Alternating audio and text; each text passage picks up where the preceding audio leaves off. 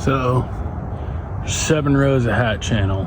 That one in the center, that's one that's not long over there. That's called a rat channel. It's not a hat channel, but it's made to be structural, not just attach a roof to it. Those, basically those 7 are what attach the roof panels. So I have it basically 1/3 of the shop done on one corner, almost half. Well, of that one side. So technically I have basically like 1/4 of the shop done. So I have all the rest of them marked out, and I'll start getting to all those tomorrow.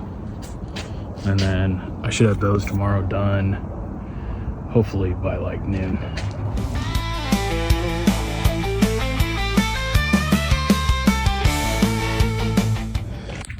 Oh, hey.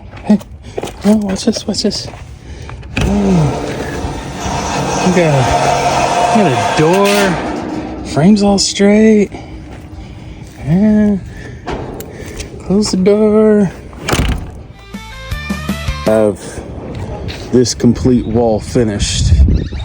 That complete wall finished. With my day is trying to get the 2 outer walls done, and if I get those done, I'll start tearing apart the roof.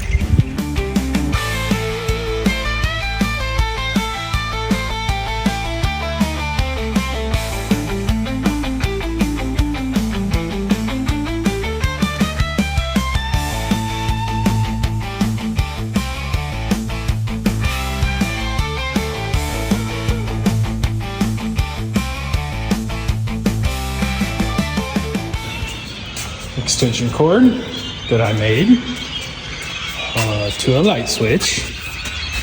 We have one light up. Flashbang.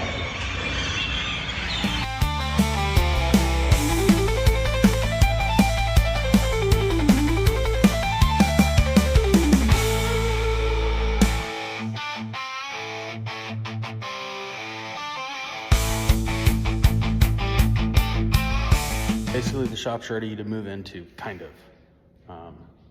Electrical's done, lifts are up. There's other things I need to do, like I need to pump some water in, I need to fix a couple things, but like the majority of the work is done where I can move toolboxes, everything in. So what I got so far is outside here, outside there, on the other side I have a shed, and I have my compressors in there. I have my compressors hooked up to that disconnect switch. They come into this -16 AN, feeds up into my water separator dryer and de-oiler, all right there. Plumbs up, and basically I have like 7 drops that I've plumbed in. This was the hybrid hose that I got. I got a really good deal on this. I was buying like 250 feet for like $40 on a pre-made hose. I bought 2 of those, cut them in half. So I got 425-foot hoses. I still use air a lot. I use air to clean things off, blow things out. Blowers, like the Milwaukee blower, the rigid blower, they don't work as good to me. It doesn't work as good as compressed air, so I really like that. So this section right here where the lift is essentially where my toolboxes are going to be. I'm looking at maybe walling this off and making it a room. Maybe. It's in my head, I want to do it, but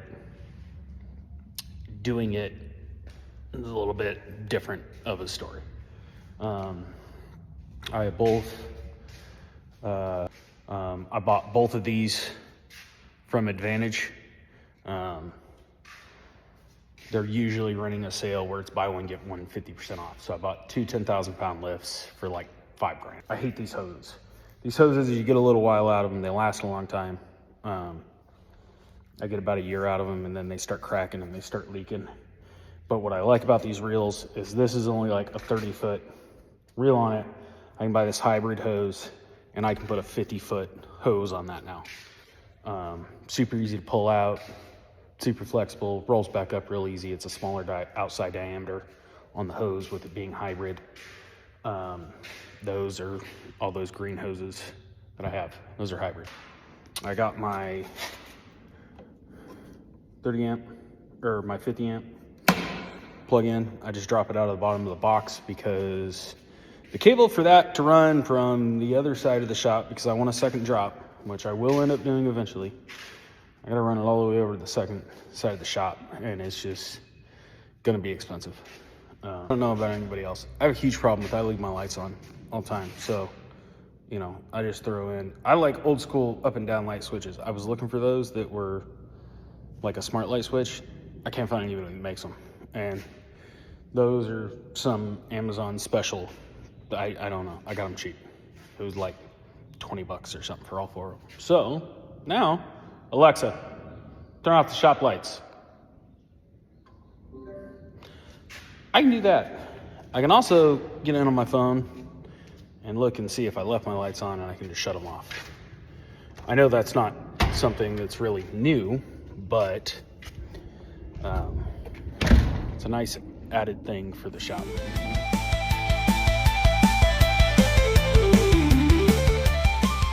But drive tools, pressure washer, shop vac, both those are hooked up. I've been using those. I love those.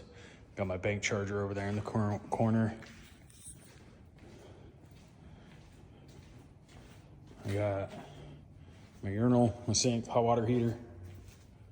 So it's hooked up, cleaning soap, air hoses.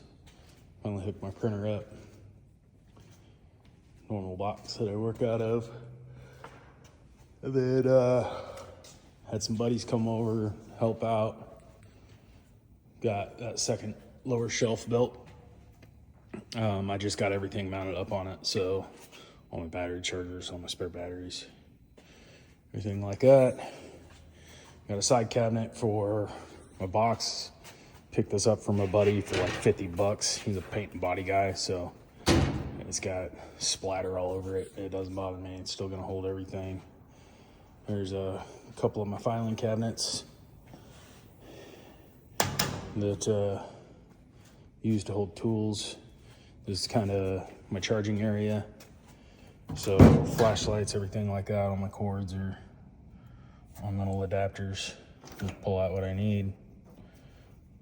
Push it back down in when I'm done. So that done. All is pretty normal. Shut down my air. So shut my air off. I just, there's my disconnect, and then make sure that's closed. Air's off then. Then I got a tire machine and balancer. So I worked out a deal with one of my buddies, and yeah, so I got those. Those took like 4 days to deliver. It was actually kind of nice. I ran up a couple tires earlier. My problem is, which is why I went with like a tire machine like this, is the stuff that, you know, you find on old hot rods and stuff like that. But stuff like this is the majority of what I own and what I, you know, do with them. When you're talking that lower profile, it's a lot easier with that machine and those arms than having to just lug it down by hand. I know how to. I'm just getting old and don't really want to anymore. So he upgraded that. I actually sent him the like super basic one, but he upgraded that. He wants to learn how to use it and be able to do some of his friend's stuff, which I'm completely okay with.